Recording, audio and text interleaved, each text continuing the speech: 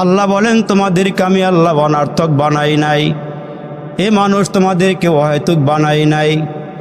যদি আল্লাহরে জিজ্ঞেস করি আল্লাহ কি জন্য বানাইছেন, আমাদেরকে একটু অবগত করাইয়া দেন, আমাদেরকে একটু জানাইয়া দেন আপনি আমাদেরকে কি জন্য বানাইছেন।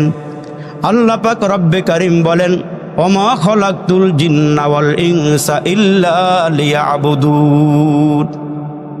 তোমাদেরকে অহেতুক বানাই নাই, তোমাদেরকে বানাইছি আমার গোলামি করবে, আমার দাসত্ব করবে, আমার বন্দিগি করবে, আমার ইবাদত করবে, আমার অধীনে থাকবা, আমার কোরআনকে ফলো করবা, নায়েবে নবীদেরকে ফলো করবা।